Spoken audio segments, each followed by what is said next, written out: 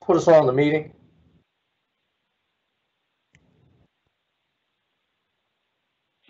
Okay, we are started up.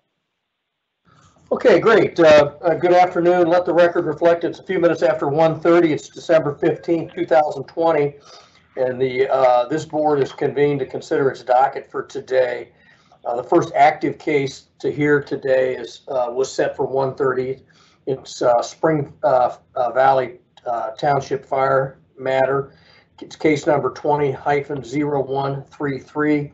Deals with the Sparks Springs Farm premises located in Spring Valley.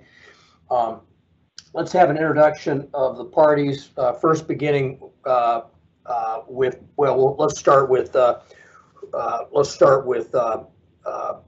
Bistrick and Mr. Cross. Hello, I'm Fire Chief Rusty Cross, and with me is Captain Adam Bistrick, who's in charge of my prevention bureau at the fire department. Okay, very good. And Mr. Sparks? Yes, I'm Greg Sparks, owner of Sparks Springs Farm in Spring Valley Township, Ohio. Very good. If each of you would stand, raise your right hand. Susie, would you administer the oath? Yeah. Okay. Do each of you swear or affirm that the testimony you will give today will be the whole truth and nothing but the truth? Yes, I will. Okay, great. All right. How would you suggest? And I want to go over a matter with the parties first. But how would you suggest we begin? Do we want to begin with the fire department, or do we want to begin with the premises owner? I'll ask my colleagues on the board.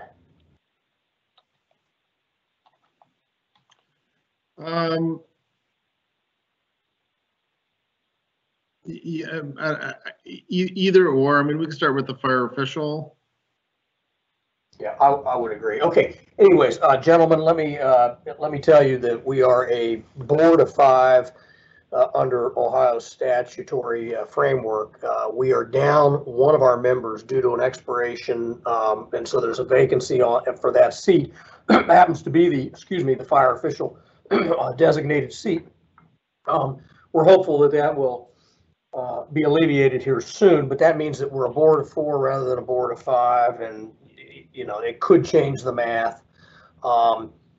Notwithstanding that, are the chief, are you willing to go forward with a board of four? I am. Okay. And Mr. Sparks? Yes. Okay. All right. Very good. Chief, we'll defer to you to begin. So, a few years ago, the agritourism law went into effect, and it's kind of created a lot of confusion with how we are to move forward with how agritourism works.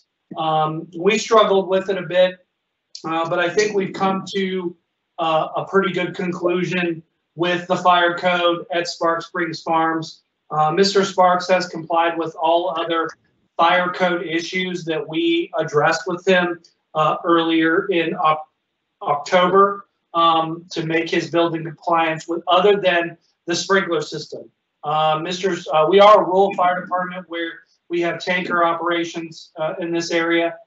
Mr. Sparks does not have any available water source hydrants. I think the closest hydrant's about a mile and a half away, give or take a little bit. So not being able to put a sprinkler system in, it would be very difficult for him to do so. But again, Mr. Sparks has proven to the fire department that he has met all of the alarm requirements and all other safety aspects of the fire code, the current fire code. So at this point, this is where we are with his property. Okay. Before we hear from Mr. Sparks, I'll invite questions of the fire official by members of the board.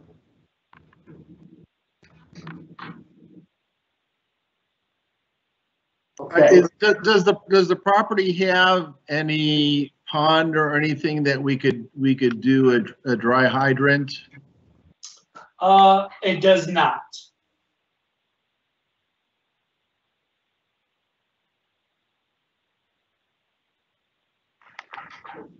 Okay, Mr. Sparks, we'll hear from you. Yes, hopefully, I presented a couple charts if you have them available to you. If not, I'll just talk to them. Again, our introduction is my wife and I operate Spark Springs Farm. We live on this property, 8 acres in Spring Valley Township in Greene County. We are a mile from Warren County. Our farm operates as grass-fed beef, pastured pork, turkey, and chickens, along with egg production. It's a constant operation with that. We do have one interesting feature to the farm that is our desire, is we're operating as a small farm operation. As if you were to arrive at it, it looks like it was 100 to 125 years ago. But we do have modern facilities relative to how we've constructed them, but architecturally they align. With the opening of agritourism, we found an opportunity to do things, especially with our customers and with folks that in the surrounding area under agritourism, and hold events. It varies, and you can arrange them from a wedding event to a possible wine tasting, those type of things, but in a farm setting. The barn was constructed with the architectural design of, again, 100 to 125 years ago. Oak post and beam with the actual pins. We went ahead and did that to have the look and feel of an old barn. And everything that's done inside is in that. In the process that we used, the technical bulletin 19-5 put out by the State Fire Marshal's Office for Fire Safety was helpful in the sense of the aspects of guiding through what we were going. My justification was pretty much stated by Chief Cross, is associated with what is existing in there for the fire alarming, emergency lighting, egress points, and extinguishers. And as also discussed, we are a point where I've checked with the county, there's no plans for expansion for any water source here, and from the the Warren County, that is definitely not a plan, which is a further mile away, and the water is much farther. The facility is also limited in its use because we have no heating or cooling in the building. So May through October is my only period of operation when the weather's reasonable. That does pose the issue for a water-based system with reliability and maintenance issues. We had full discussions with contractors concerning that. With no heat, there would be significant issues with that. We also looked at alternative systems that weren't based on water, and again, the same issue. Our mitigations with the facility, and one thing that was stated is that everything in the floors that are used for assembly are very open. No enclosed rooms. We have no intent to close them off, so you can see throughout the building from all angles if there was a fire, and there's no confined spaces in the building based on the way it was constructed. Plus, we avoid all fuels and flames in the building at the times of assembly. And the rest of the time, it is used and operated as an operating barn for a farm. Okay, questions of Mr. Sparks? Okay, questions of Mr. Sparks?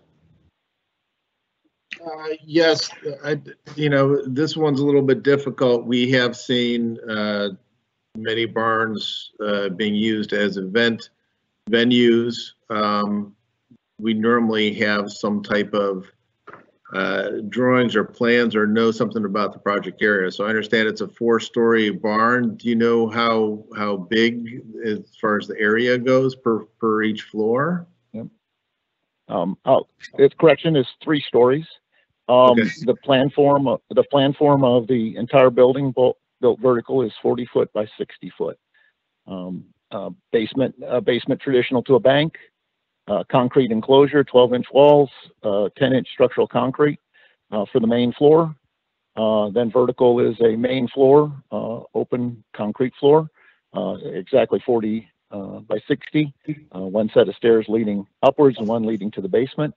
And then on the main floor is an open loft, traditional to what you find in a normal barn, where you come in and then you look at both sides with a wood structure, tongue and groove flooring. Is that sufficient a description? Yeah. So so there's a basement floor, main floor, and that's where you're gonna have I assume the majority of the events. And are there gonna be people that are gonna be up in the lofts? And is the Yeah. loft area the same size floor plan as the below?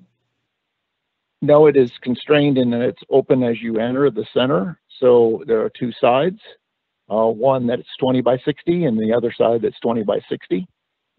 Traditional loft with an interconnecting walkway and rails around everything. Is there one stair to the loft level? One stair, yes, it is. I don't know about you, Paul, I'm having a little trouble envisioning this. Can't we get a set of plans to look at? Like for proper egress and so forth? I could submit them. I provided them to the fire department originally, did not think that they were needed for here, but I have plans to the entire barn. Since I cannot project from my computer, I know they're on here. I'm having limitations with Teams here. That I do have a set of plans though from the layout. Well, I mean, normally when we send out invitations for these, Susan lists the things that you should submit, and plans are one of the items that you should submit to the board.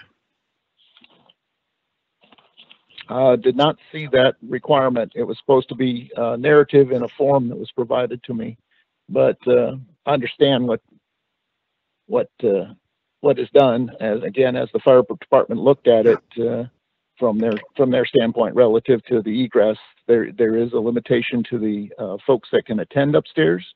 We don't try to use that primarily. We mainly use the main floor, which is 40 by 60.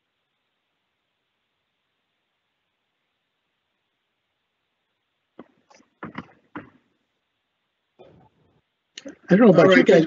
I'd like to see a set of plans. Okay.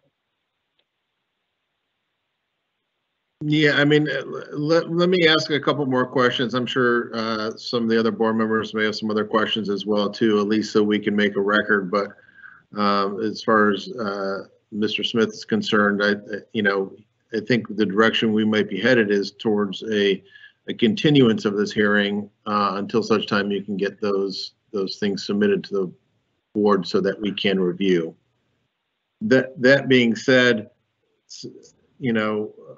what do you store anything on the lower level in the barn? Well, yes, when in farm operations. Remember, I'm operating as a farm here.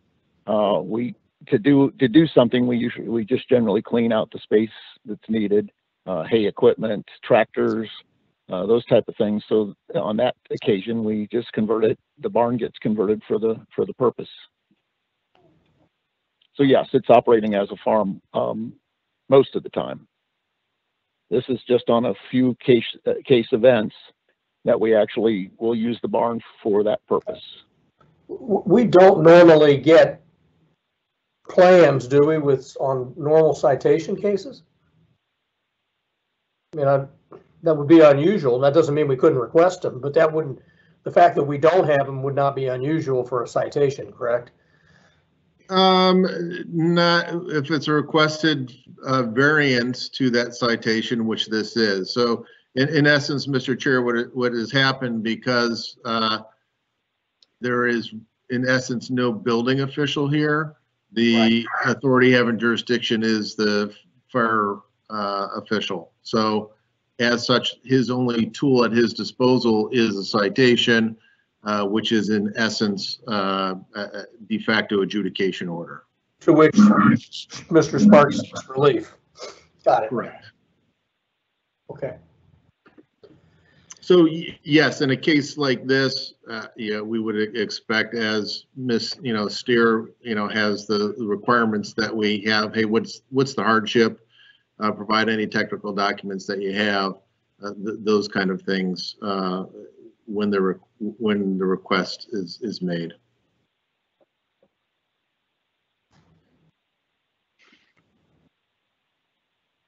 Okay. Neil, were you muted and trying to unmute? I couldn't tell if you were. No, I actually didn't have any questions, but I do agree. I would like a little more information exactly, because like Paul said, this is not only a citation, but it's in lieu of the citation, they are requesting a variance to eliminate the suppression system. So maybe a little more information would be helpful from my point of view. Any other questions of either the fire official or Mr. Sparks at this point in time? Yeah, and again, hopefully some of this information is on the drawings. As far as the doors to the barn are they typical barn sliding doors? The egress doors are just openings. Two openings that allow egress at 36 inches wide. So this is Rusty Cross, Fire Chief. We stated to Mr. Sparks that he could not use the sliding doors as egress, but he does have the proper amount of egress doors out of the structure, which the plans should show once you see them. The barn is kind of a tri-level barn where the basement, you can only access it from one side of the building. The main level, you can access from multiple sides of the building. And then obviously the second floor is accessed from just inside the structure. But we did not allow him to use the sliding doors as egress exits. Sorry. No, that is good, and that's where I was getting to. I mean, that's normally something that we require. I mean, sliding doors are very susceptible to being able to be closed and or locked, especially if there's inclement weather during an event that would make it hard for people to get out. So I think that's a great idea. I think in addition, since this is already an existing structure, I think beyond the drawings, some photographs from the outside and the inside, I think would be very helpful to tell the story. Okay, and I am advised by Susan, though, the notice that she would have sent for this was a citation notice or hearing on the citation, which did not have the specific request that it does. Okay. Just that fairness to Mr. Sparks on that. Okay. But that being said, Mr. Sparks, you understand that the board wants more information. They would like to see some drawings. The members of the board, they'd like to see some, and they'd like to see probably some photographs, as Mr. Began indicated. That can be accomplished, submitting to Ms. Steer. Okay. Chief Cross and Mr. Sparks, any objection if we continue this matter so that the board can take a look at this stuff, set it back down, and probably make a more informed decision? No. No problem here. Will it be in the format of another hearing, or is this just done separately? It would be done. It would be, we'd be setting this down for another hearing. We'd give you enough time to submit the information that the board members have requested. That can be done. Okay, very good. I'd entertain a motion by one of the members of the board to continue the matter. So moved, Mr. Chair. Mr. Gehring has moved. Is there a second? Second, Mr. Chair. Thank you, Mr. Smith. All those in favor of continuing this matter, say aye. Aye. Any opposed?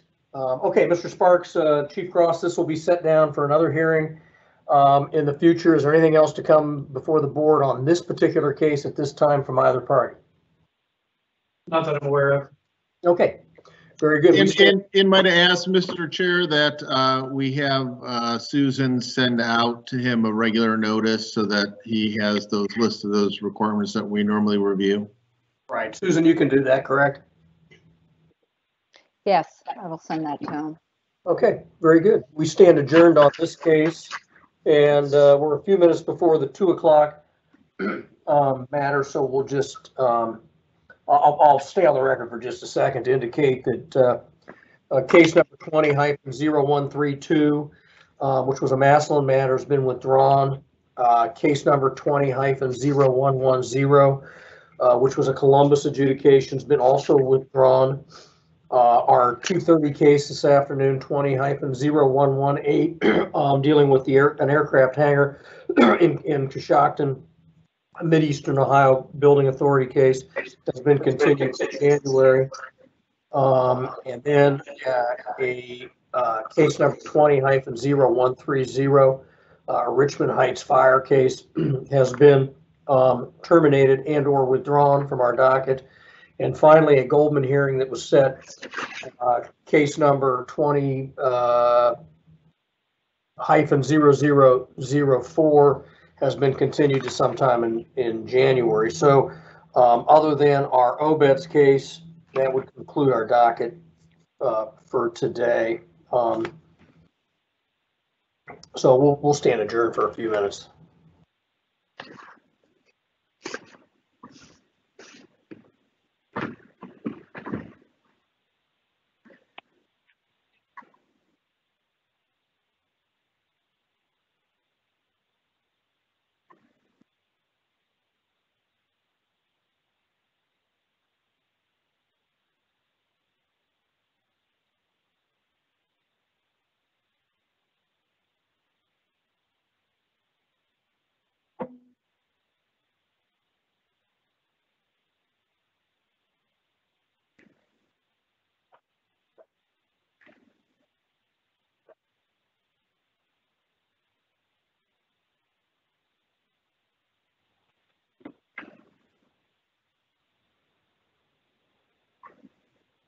Hi, is this Bill?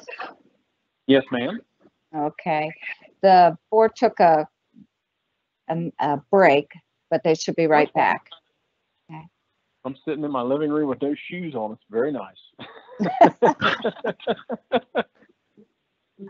Well, I'm glad you're comfortable. Very. It was quite a morning. I didn't know. I knew this was going on at 2, and I got given a lot of inspections. I left my house at 4 o'clock this morning. I had to go to South Point, New Boston, Portsmouth, Ironton, Fairfield County, Lithopolis. Oh, wow, you've been all over. Okay. I got them all done. I expect Mike, I didn't write his name down. Yeah, Mike Corbett. Corbett, okay, he works with you. He's with the village of Obetz. He's our city engineer. He wanted to sit in as a guest. Okay. Hi, this is Susan. Could you please identify yourself?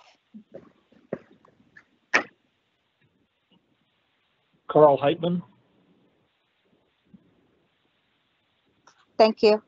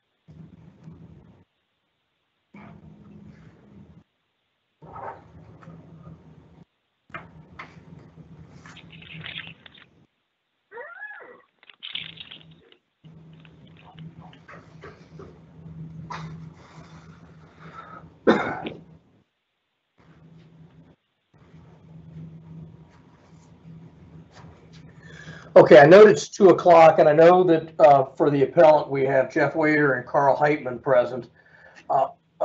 Jeff and/or Carl, are there any others that are, in our presenter list? We had Cliff Aiken, Tom Keene, is that how you pronounce it, and Mark Wright that were going to be present. Are any of those present, if you know? Todd Keene, I believe, is on the screen. Yeah, Todd's on. Mark Wright had the screen up, so I believe he was present. Okay. Cliff Aiken cannot hear. I believe he can see the screen. Okay. Is that good enough, though, to proceed? I also believe that Mike Corbett was going to be on the call, and Bill Toole, Mike Corbett, the OBET's deputy director, city engineer, or village engineer, I should say. Right. And yeah, he was going to be a visitor. okay. Is Marshall Height on? I don't know. I don't know if he was joining us or not. I thought that he was, but Right. I did Susan, not. you know? Scott Height I sent him an invite, but I never did receive an acceptance, or did he contact me? So I don't believe he'll be attending. I just received an email from Mike Corbett, and he says, I believe he may be watching as an attendee. I told him if he'd like to speak to the board, to go ahead and just call the phone number and enter the conference ID, but he has not done that yet. If he can hear us, I don't believe he was intending on speaking. Okay. But certainly I don't want to speak for him, but he told me that yesterday, so. Okay. All right, well, let's give it a shot. Susie, let's go back on the record. Okay. Let the record reflect it's 2:02, and we're going to consider a case that was set for 2 o'clock on our docket that is an OBET's jurisdictional matters, case number 20-0135, and it deals with the premises known as the Connector 5275 Center Point Parkway, located in OBET's, and OBET's adjudication number is noted on our docket. Let's have an introduction of the parties, beginning with the appellant.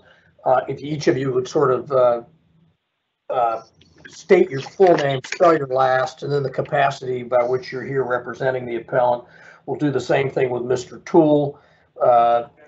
We apparently do not have Marshall Height, It won't work. The mic won't work. and then here Mike. And if someone needs to mute. Oh, okay. You got it. All right. So let's begin, if you would, with Mr. Wader. Would you enter your appearance and spell your last name, and then the capacity by which you're here in a representative way? Okay, certainly, thank you. My name's Jeffrey Wyatter, for the record, Jeffrey Wyatter, Wiater. I'm a senior project manager with Excel Project Management, and I'm managing this project in particular for our company. Thank you, Mr. Wyatter. Mr. Wright? I don't believe Mark, he just came in and said he couldn't. Okay. He couldn't hear, so I can have him join me if that is acceptable. Yeah, if he's going to be a participant that's needed for the hearing, let's try that. Okay, thank you.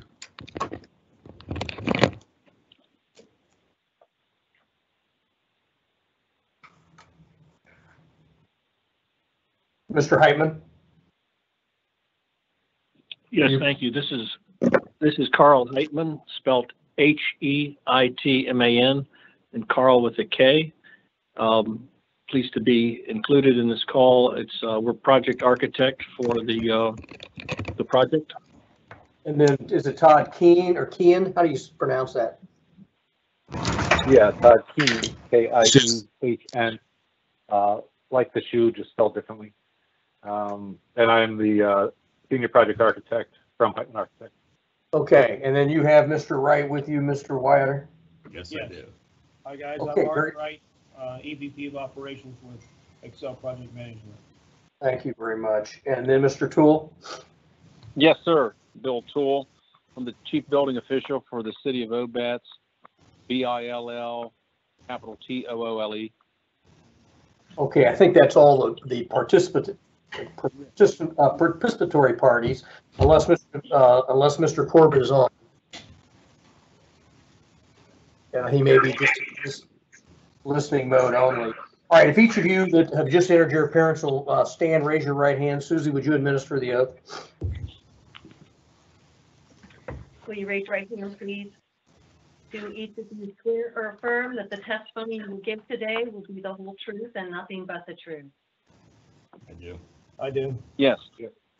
Okay, before we get started, if some of you were on the preceding hearing, you understand that we're down a man on the board. Our fire official term had expired, and it's just not been reappointed or appointed by the governor's office yet. So we're a board of 4 rather than a board of 5. Notwithstanding that, would there be any reason on behalf of the appellants and or on behalf of Mr. Toole why we shouldn't proceed today in front of a board of 4? No reason from us. Okay. None from me either. Okay, very good. Okay. All right. Well, the appellants, I don't know who's going to present to begin, but you have the floor in whichever format you want to begin. And Mr. Chair, before we do that, it's probably worthwhile. I know we said it at the first case, just to let them know what the dynamics of what a tie would be, just so that they understand. So, if as a board of 5, the likelihood that there could be a split vote is less than a board of 4. You could still have, I suppose, 2 in favor of upholding the adjudication order and 2 opposed and 1 abstention. But the dynamic here is that if there is a split vote, and there could be with a board of 4, the Obetz adjudication order would stand and a variance would not be granted. So I'm assuming that doesn't change anybody's opinion about proceeding in front of a board of 4, but we would accommodate the parties if they wanted to kick this out and continue the matter until we had our vacancy on the board filled. Okay. Anybody have any heartburn about still proceeding? No. Okay. No, sir. I'm fine with that. Okay. All right. Property owners and or in this case, the project manager, engineers, and architects have the floor. Okay. Thank you, board. We appreciate the opportunity to be here today. There were 3 code issues related to connecting 2 warehouses together. 2 of those code issues related to underground utilities beneath the building, including a medium voltage power line in case it's already in a conduit, and a 10-inch water line which serves the fire suppression system of the buildings. The 3rd issue is not having clearance around the buildings. We are connecting 2 buildings, and that's going to interrupt a clear loop around the building. We believe that we've addressed all these issues, and I'll start with, first of all, in April, we submitted to Obetz zoning department plans to proceed with this connector between these 2 warehouses. That was approved, and I did attach that approval letter with our submission documents. In the building drawing permit review, the issues of the underground utilities came up, that was not in accordance with the building code. To address the power conduits under the building, we have proposed that we would expose the conduit with the hydrovac method so as not to disturb the conduit, and then encase the conduit in concrete. In that process, or in the review, we were also asked to provide a spare conduit, which according to our as-built site drawings, there is a spare conduit already. And when we excavate the conduit, we'll verify that. If that spare conduit isn't there for whatever reason, we will provide a spare conduit. Both the conduits will then be placed in concrete. On each side of the connector building, we will install an access manhole so that those power feeds can be accessed if they ever need to be removed or maintained or replaced for whatever reason. With the 10-inch water line, we propose that the lines would stay under the building, and again, we would excavate those lines with a hydrovac system. We're going to replace the lines, and as we do that, we're going to provide a split pipe system with a sleeve so that those lines can be accessed from outside the connector building should there ever be a leak or any type of issue related to those lines. Then they can be replaced without damage to the connector building itself. With respect to access around the buildings, we will provide a continuous fire loop. It'll reconnect the parking lot of building number 2 or the south building, and it'll connect the fire perimeter loop to building number 3 so that the fire department can have access around both buildings. What we call number 2 building to the south, and the 3 building toward the north, and the connector building itself are all fully sprinklered. They have fire alarm systems. One of the early requests that the plan examiner, Mr. Toole, brought up, and Mr. Corbett, was that we provide fire-rated coiling shutter doors on each end of the connector building, and also fire man doors so that a human walkway and an equipment passage can be maintained and also closed off in the event of any type of smoke or fire signal in any of the 3 buildings. We do have egress out of the connector building itself. There's 1 door on the west side and 2 doors on the east side. And there will be a barrier between the human walkway and the equipment access walkway. We'll have a break in that barrier so that anyone in that connector can exit out of the connector through any of those 3 doors. The hardship in this case, if we could not proceed with this connector building, Shiseido Cosmetics has leased both of the other buildings. The lease on the number 3 building, and in fact, a renewal of the lease on the number 2 building were both conditional on the construction of this connector. So those leases were not executed until after the zoning meeting in OBETS. And again, I attached that review letter dated May 22nd. We have email approvals from the utilities department and OBETS to keep the power line and the water line under the connector building. We have email approval from the Madison Township Fire Department, Fire Marshal Scott Height, to allow the fire line to stay under the building. We also had early approval in April from Scott Height of this connector building and its construction, that he had reviewed the overall plan. So at this point, the hardship, of course, would be leases that have been executed and re-executed based on the construction of this access way. It's a key element of Shiseido distribution in these 2 buildings. The hardship would be immense if this building could not be constructed. So that's I'll leave it at that for the moment and be happy to answer any questions you might have. Questions, a member of the board, and Mr. Wyatt? Yeah, my first question is, are these buildings on the same parcel? No, they are not.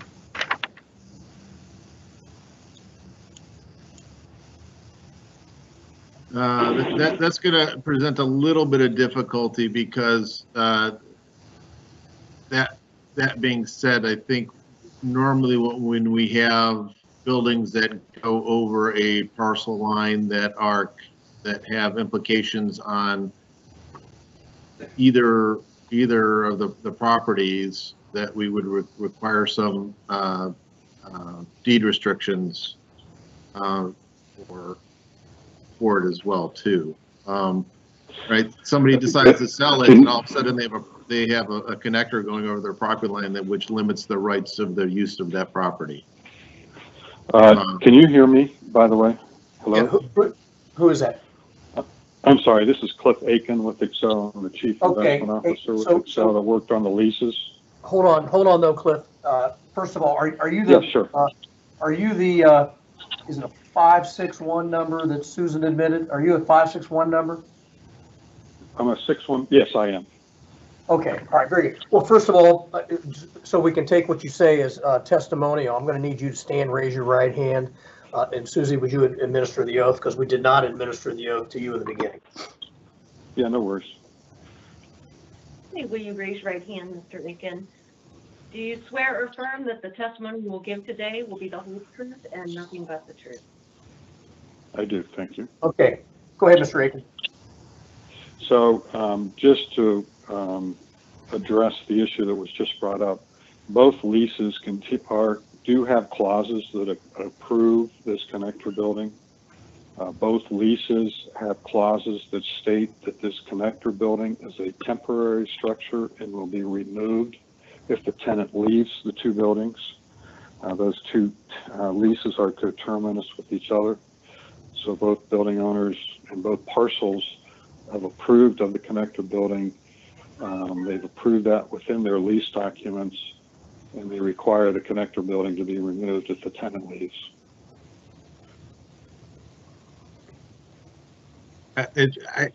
I don't think that a lease is going to be sufficient enough document because it doesn't really run with the property, right? Just because the lease is in effect doesn't mean that if the tenant stays, that doesn't mean that the property can't be sold, and those restrictions are not encumbered on the property. It's for a tenant. It may or may not be. It may or may not be sold subject to the lease, I guess, is what you're saying. Yeah. Let me ask some other technical questions. So which building is the sprinkler system connected to? I believe it's fed from the east building to building 3. It is. How about the lighting system? I believe that's fed from building 3, the east building. That's correct also. And I assume then the fire alarm system as well? Yes. I believe so, yes.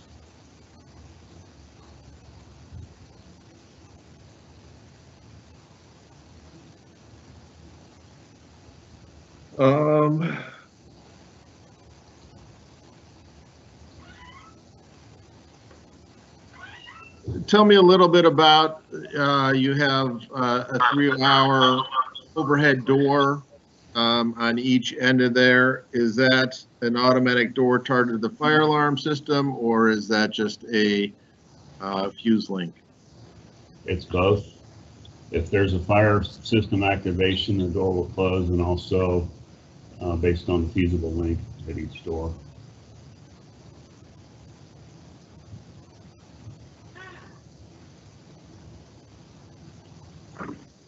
And activation of either alarm system will close both of the doors? An activation in any of the 3 buildings will, yes.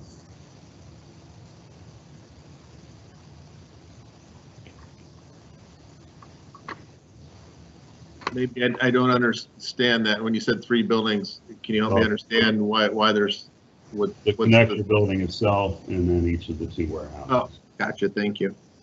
Yes,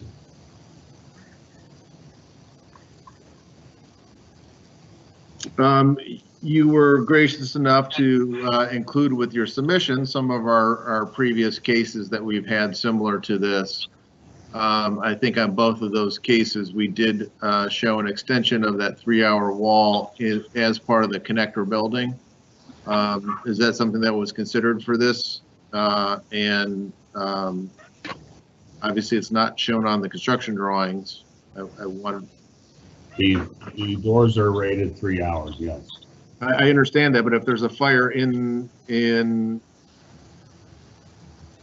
doors are, but the building structure itself is not. So you have an unrated wall that's connecting 2 buildings.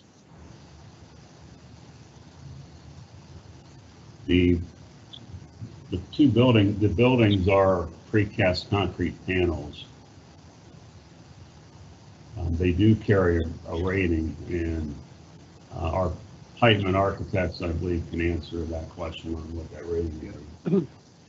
Yeah, the buildings are precast in nature, and then we are intending to replace the caulking with a fire-rated caulking to provide for the fire rating in the area adjacent to the link structure. Was that Mr. Keen or Mr. Heitman, just so we have a record of that?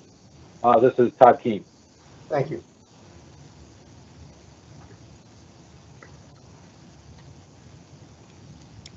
So I understand they're precast concrete. So are any of those walls actually rated or not rated? And so the existing buildings and or the connector building?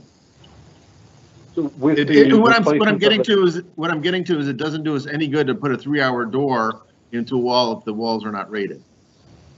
Understood.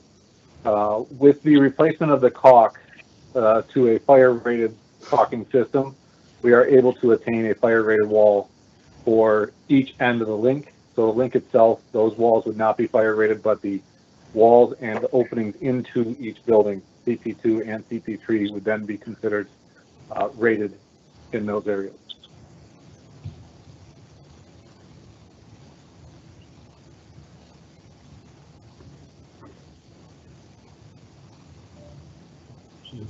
How far? So again, here's the conundrum, right? So yes, all right, you get right where the connector connects to it is great, but on either side, there's no rating between the connector structure is not rated, and there's no rating of the wall right outside of that wall. So we would be taking it to the next adjacent control or precast joint line, which I believe is a minimum of 10 feet away, and we'd be doing it all the way up the wall. So it'd be outside of the 10-foot by 10-foot area associated with the outside perimeter of the link.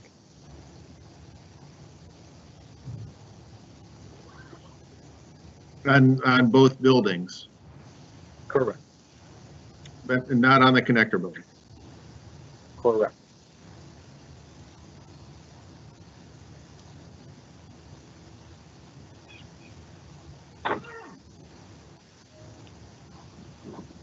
Okay, I mean, I think those are all the questions that I have, Mr. Chair. I don't know if my other colleagues have it. Well, any questions? I see Brad has been unmuted for a while. I think he does have questions.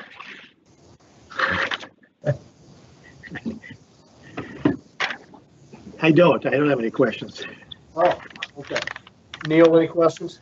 Yeah, I have one. I want to back up to the split access on the piping system. Can you explain it? Is this just like a typical bypass?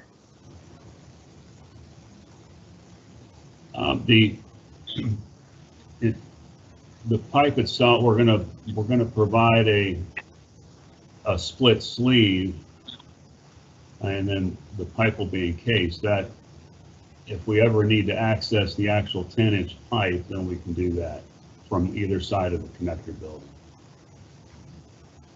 Okay. That was really all I had. My other concern is about the parcels and the lease agreement, but I'll defer to probably you, Carl, on that. Okay, let's hear from Mr. Toole. The one question to go back to what we were just speaking of, the drawing that I've got on my screen, I'm not going to mess with it. What's the distance from the north side of your connector on building 2 to the nearest overhead door you're not removing? If you look at the drawing, CP3 CONN 1120. I assume that's a question for, It'd be a question for the architects. Yes, sir. okay, all right. You can answer that.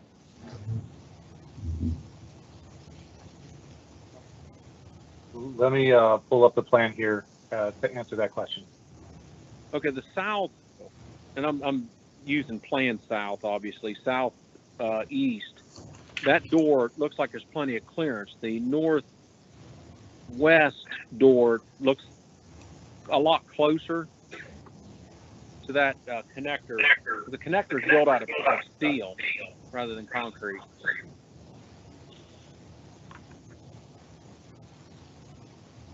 Okay, Mr. Toole, is that still a question for the architect? Yes. Okay, all right, yeah, that's a question to me as the chair that I'm deferring to the architect, just so we don't have the unauthorized practice. Yeah. Give me a moment and I'll get you an answer on that. Okay, then I don't want to throw too much out, but one of the trying to find my page numbers, and item number 8 on my sheet, the storm drainage under the building with an ADS-N12 piping was constructed to ASTM F2648, which is not an approved underground piping material under a building. And no mention was made of that piping material being replaced to be compliant with an underground type of drainage that's permitted under a building. You know, I can, you know, if either the construction manager or the architects have a response to that, they certainly can weigh in. That pipe type was changed on the permit resubmittal. Okay. It was changed to an approved pipe, therefore it was no longer a code. Okay. A code issue. I'm going to plead a bit of ignorance on that because I intentionally didn't look at the resubmission until this meeting occurred, depending on the outcome of this meeting, before I would look at the revised drawings that you folks sent in. All right. Okay.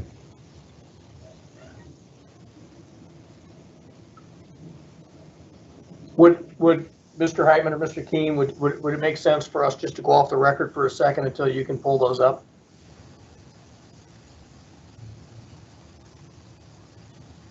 Yes, please. Okay, let's just go off the record for just a second. And Mr. Chair, we do, Yeah. Mr. Waiter has the ability, if he wants to share a screen, we can put that up for everyone to see. Or if there's any of the drawings that were sent to us, I could put them up. The doors are shown on sheet S1-3, which was sent to you. It's a site drawing, but it does show the layout of building number 2's exterior. Paul, if you could show those, that would be helpful. I'm having a problem. My computer's telling me not to open those files. You know, let him pop it up on his. Okay, while Paul does that, while Mr. Heitman and Mr. Keene do the other, we're going to stand adjourned for just a second. Off the record. All right. Okay.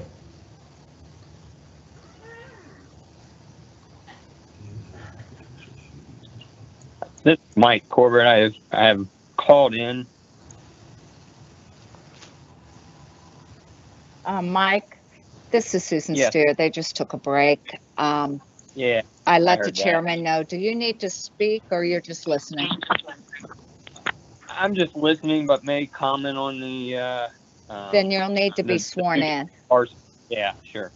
Hang on, I'll let the chairman know. All right, thank you. Uh-huh.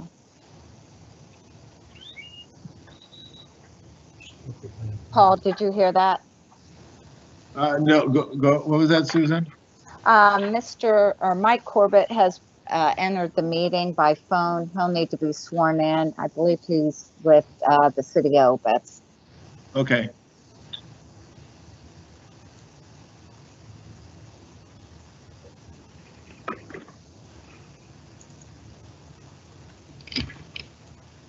And Susan, when we go back on the record, I do have another comment.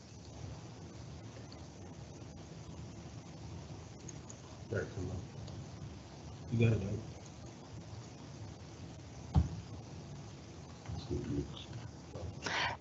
it, That's fine, but we just have to wait for the chairman to Oh, start. yes, ma'am, I know. No, ma'am, that's no problem. I just wanted to. I'm back. We got Brad, we have Neil, we have Paul. Have our architects been successful? Yes, we can go back on the record from my standpoint. Okay, we're back on the record, Mr. Keene. So the question at hand was the distance to the dock doors adjacent to the link on CP2, the southern building. Correct. Distances being a little bit, or directional being a little bit difficult, but as we measure, the distance from the link to the southern nearest dock door is approximately 7 foot 4 inches. And the door to the northern adjacent dock door would be approximately 3 foot 8 inches. Which is within the 10-foot required rating. Those doors are not rated. Correct. So we would have to provide a modification to either enclose those doors for non-use or rate them. Correct. And also, Mr. Chair, I looked on the auditor's website while I was doing this. There are two separate parcels owned by two separate entities. Okay. Any comments on that? Well, This is Mike Corbett, and I have not been sworn in yet. Are you participating? We understood you were going to attend as a visitor, but if are you actually going to speak and be heard? Yes, Okay. I would like to. Okay, then if you'd stand, raise your right hand. Susie, would you administer the oath? This would be Mike Corbett. Okay. Do you swear or affirm that the testimony you'll give today will be the whole truth and nothing but the truth? I do. Okay. Thank you. All right. Before we hear from Mr. Corbett, where are we? I sort of lost track here. The architects have to Mr. Go ahead. Go ahead. I'm sorry, this is Cliff Aiken. I just wanted to answer there was somebody that questioned whether these are two separate parcels. They are two separate owners. And again, both owners in legal lease documents have agreed and approved this connector and what I stated before. If you require us to do some sort of another recordable document, I'm sure both owners would be supportive of that. Okay. Now, a question would arise, and I'm going back to the one that we did for the city of Hilliard. I remember a question arising. We're not privy to the legal language of the ownership of either building, what heirs and successors would do in the event of the death of, I don't know if there's a singular owner, as a corporate owner, a conglomerate of owners. I don't know that. What happens in the event of a death? What happens to passage? At that time, what happens to this connector? Does that automatically terminate the lease? Those are the questions that arose last time. Well, and I think that goes back to, we hearken on our preference to have deed restrictions because those would run with the land. And so an heir or a successor would still be bound by those restrictions. Okay. And this is, sorry, but this is Mike Corbett with the village, and that was a condition of their zoning approval, was at the time of any termination of lease that would be required to be torn down.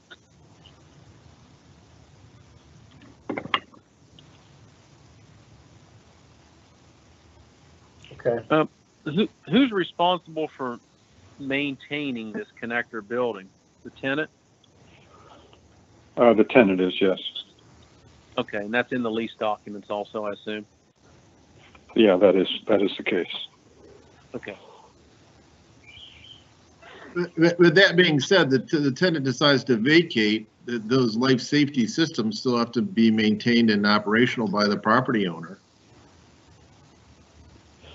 That's correct. The tenant would have to take down the connector building and redo on both buildings those systems to take them back to the condition they were in prior to the connector building.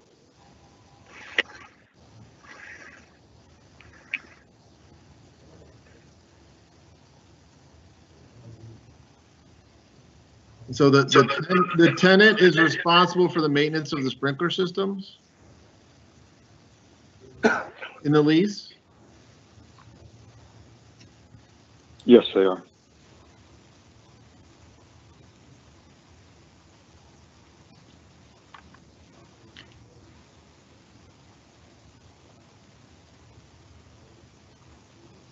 Well, Mr. Chair, I don't have any more questions. I do have the drawing up on the screen. If there's anything in particular that anybody wants to point out, so everybody can see it that is viewing it.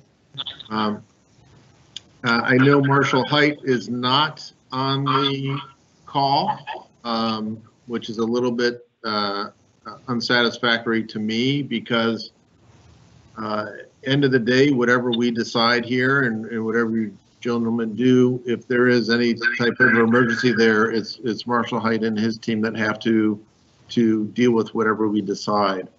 So what we're in effect is closing off access to around the full perimeter of two buildings with this connector building, and so therefore limiting access. So. You know, they actually would have to be taking fire apparatus down in between other buildings across property lines in order to be able to reach certain areas. So that's a question I would have had for Marshall Height if he was here. If he's all right with being able to do that, if they needed any additional connection between the properties. And again, this is another one of those restrictions that is not based on the tenant, but you know, by the property owners, right? If there's a fence that runs down the middle and the fire department needs to get through there to access one of the buildings because this connector's in the way of where they would normally go, then that's something that would have to be on some type of a deed restriction. And there is an access gate for the fire department on both sides of the connector and the fence. Okay, and how do we know that you aren't going to lock it up tomorrow? Well, it's part of the discussion with the fire marshal when we met with them. They actually put their lock on it. And for the record, that was Mr. Wright, correct? Yes, sorry. That's okay.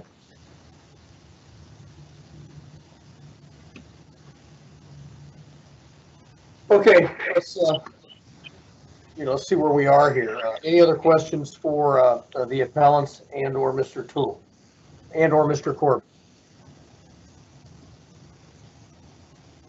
Okay, hearing none. Neil, you want to start? Not really, because I'm still not clear on the parcels and the deed restrictions and the lease agreement, where that legally leaves us if we would approve this. Brad, thoughts or comments? I think in the past we have wanted to see those documents before we approved it. Correct. So I think we'd want to wait until everyone has had a chance to look at those documents to make sure the issues we're talking about run with the land rather than just the lease. And then Paul raised the extra component here of the fact that he might want to hear from Marshall Height. I understand we have an email from the department. I thought that's what Mr. Wilder had indicated, but we had two emails from him, one in April with initial approval, and then more recently after we reviewed the drawings.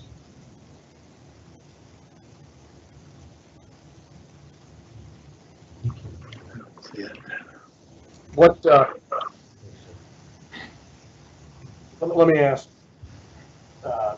the appellants first. If we were to continue this matter, to invite Mr. Height, Marshall Height, to this next hearing, to sort of get it on high, his comfort level, combined with at least seeing the documents, whether they're lease documents or whether or not they get elevated to some sort of deed restrictions. Is that something that is going to throw this project, into some sort of delay that's going to be irreparable, or can we kick this out? And the board, I don't know that the board has a comfort level granting a variance at this stage, but I'll hear from, this is our time to make a record, so I'll hear from the appellants. It would be a hardship on our end date.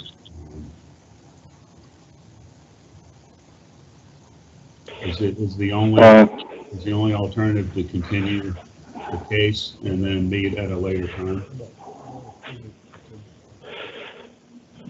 Paul, you want to weigh in on that? Yeah, I mean, if somebody can get Marshall Height to call in, we could ask him some questions. That might be helpful. If in a few minutes you can send over lease documents, give us time to review it, see if those are adequate enough to run with the land as far as deed restrictions go. Then maybe we can move forward, but I think it would be very difficult to do that today. I don't think we're opposed to a variance for this item, or for this adjudication order that's in front of us. I think there's a lot of questions that are yet to be answered that need to be in place in order for us to have a certain comfort level that things that have been taken care of, right? We said, we had some testimony, hey, yeah, we're going to have it fire rated 10 feet away from the structure. And then, testimony, oh, no, the doors are only 3'8" away. Well, that needs to be resolved. That shouldn't be a question that we have to condition that, live during the hearing, that we have to add conditions to this to take care of something that should have been handled on the construction documents. So I think maybe we're a little bit premature. I think all of these things that we're talking about, and again, there's more stuff came up today than you had provided us in the letter even, right? So these access manholes, the sanitary piping, which came up as a question today, all of these items should be listed as items. If these are things that you're doing for this project, we need to know what all those things are. And we need to be able to know who's responsible for maintaining them, how that goes on into the future or not. And that's what our main concern is. Yes, I think you're doing all the right stuff, but there's a lot of stuff that we need to know, and we need to know who's taking care of, right? When I was asking questions about, well, where's the fire alarm connected to? Well, I think it's the east building. And then, we finally got a confirmation. Yes, it's the east building. Well, that east building is responsible for, maintaining that across property lines. That again, there has to be a maintenance of that thing that is more than just in a lease. I think this board takes its job seriously, that if we're going to relax life safety and other provisions of the building and fire code, we want to make an informed decision as opposed to one on less information rather than more. And I think we're at the point where we need some information, and how do you balance that with the end date?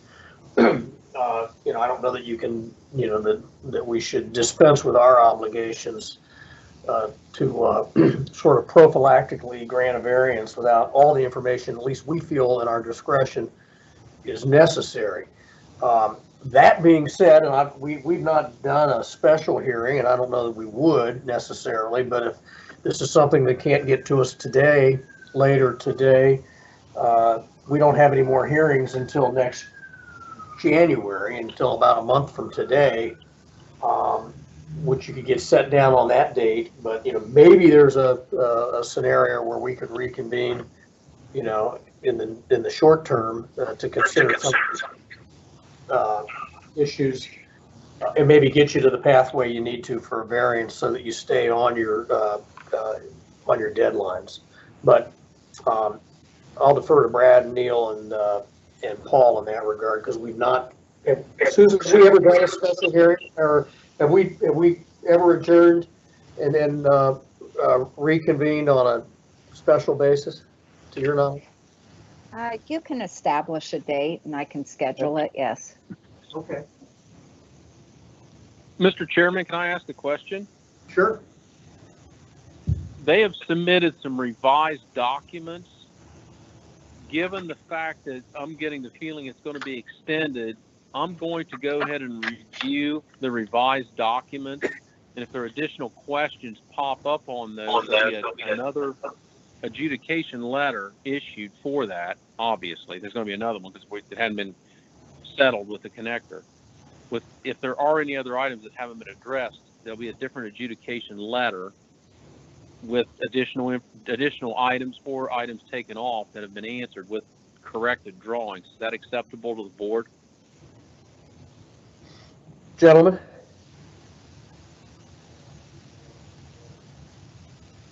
Yeah, I think we've had, we've been able to do that as far as supplanting a revised adjudication order. I mean, really, the big items are the ones, you know, regarding the 60-foot setback, and I can't imagine that that's going to change. I think that's what we're requesting the variance for here. I don't think we're requesting the variance for any of those other items that you may or may not find or have not yet been answered. So maybe we need to ask the question, hey, what indeed are you asking a variance for, other than the 60-foot perimeter? If I want to answer that.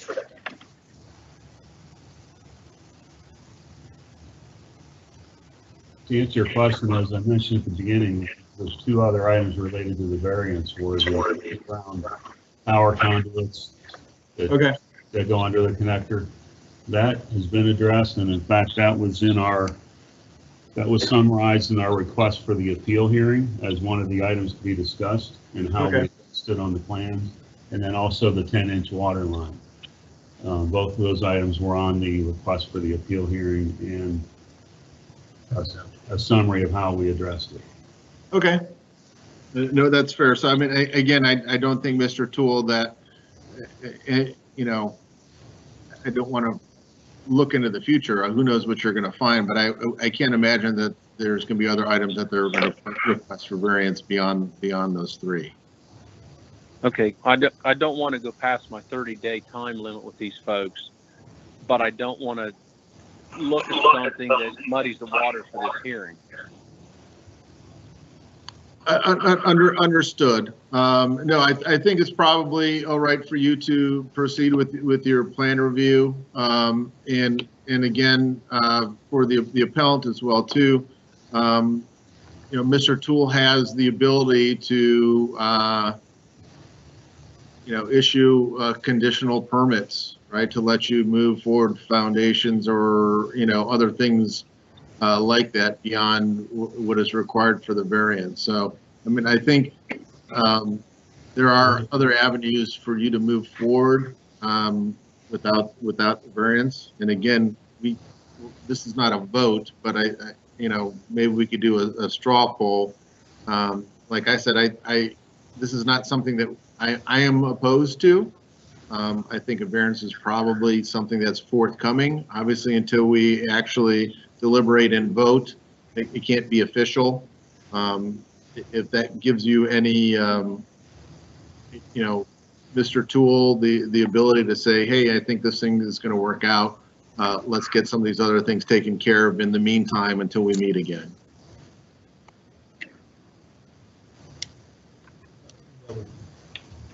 That would be very That'd helpful. be Yeah, Well, the fire lanes could be constructed. Some of this underground work could proceed. No work could proceed on the connector, but some of the ancillary work that's required prior to the foundation's footers being placed could be performed. Yeah, that's the critical piece right now. Well, I think we're at a point where we could maybe comfortably continue this so that you can recess and get us some of this information, which may not impede moving forward on some of those other issues. Is that what I understand, Mr. Wright or Mr. Wyatt? I have copies of the lease agreements. I could forward them right now. I also Okay. have Scott Height's cell phone number if we want to try to reach him right now. I'll defer to my colleagues on that. I personally would be in favor of a continuance. I mean, they seem like they can get done what they need to get done in lieu of the next meeting, or. Brad? Yeah, I'm with Neil on that. I would be for a continuance. Well, Paul, if Paul and I wanted to go forward, I don't know how we'd handle that. But Paul, what are your, that'd be 2-2. That would be that split vote. What are your thoughts? No, I'll make it easy, Mr. Chair. I would go along with Neil and Brad on this one. I think we've talked through the requirements. Wanted to make sure that we got this all documented and onto some type of document that runs with the property. And obviously, there's some more questions that need to be worked through with Mr. Toole as well too. So they do have some work to do. And yes, I understand there's a critical path, but it sounds like Mr. Toole is willing to work with them to allow them to proceed with some of the work. Is that a fair That's correct. characterization, Mr. Toole? Okay, it is. Great. Yes, okay. that's correct.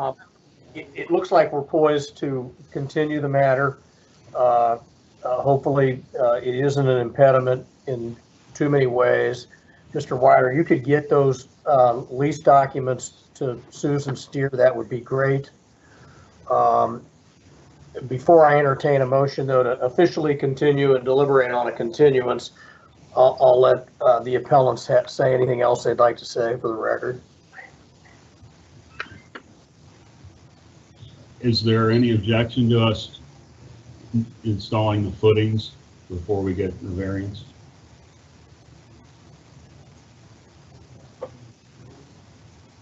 Is that a question for Mr. Toole? It likely is for Mr. Toole. Yeah, you can answer that.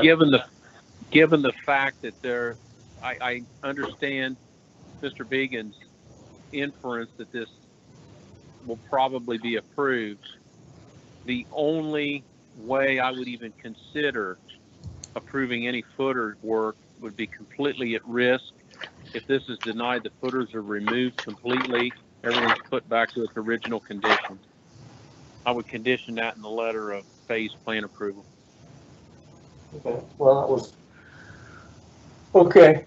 Anything further from the appellants? Can we request a separate meeting prior to the January scheduled meeting? I'll defer to my colleagues on that as well.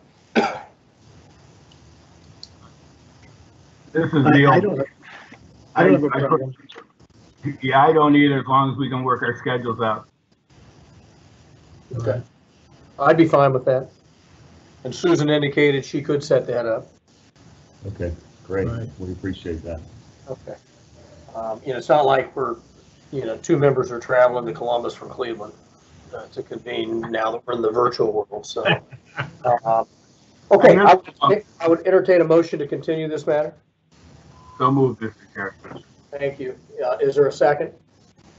Second, Mr. Chair. Thank you. All those in favor of continuing this matter signify by saying aye. Aye. Aye. Anyone opposed? Okay. To the parties, we stand adjourned. This matter will be continued. Mr. Wyatt or whomever want to reach out to Susan, our board secretary, to try to coordinate a hearing earlier than January 12th, you're welcome to do so.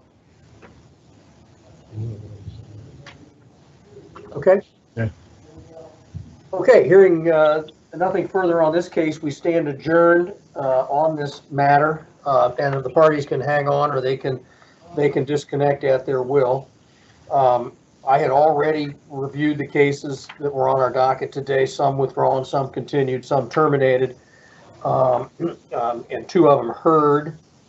Susan, I'm assuming you haven't prepared minutes yet from yesterday. Thank you. Okay, thank you, Okay. Susan. Yeah, Thank you, ladies and gentlemen. thank you. Susan, You approved the minutes yesterday. No, but you didn't, today, you haven't prepared minutes from yesterday. No, Okay. those won't be approved until January 12th, That's the fine. ones from yesterday and today. Yeah, that's what I figured, unless somehow you had prepared them, we could consider those. I did. Okay, and it doesn't look like we have any new business. We decided to consider our February dates a little later, and I suppose Susan can even circulate an email on that. Is there anything else to come in front of the board? Not that I know of. Oh, well, we have to, yeah. Preparation. We don't want to forget that if we can. Is there a motion to approve preparation and compensation for board members for December 15th? Yeah, so moved, Mr. Chair. Thank you. Second? Second. Okay, all those in favor say aye. Aye. Aye. Any opposed? Okay, we stand to be compensated for our efforts today. And seeing nothing further that needs to come in front of the board, is there a motion to adjourn? So moved. Is there a second? Second. Okay, all those in favor say aye. Aye.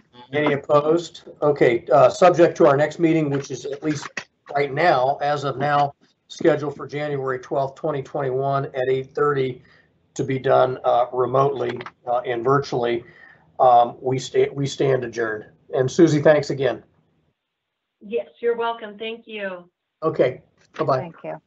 Aye. Bye-bye. Carl, Yeah, board members, I am on vacation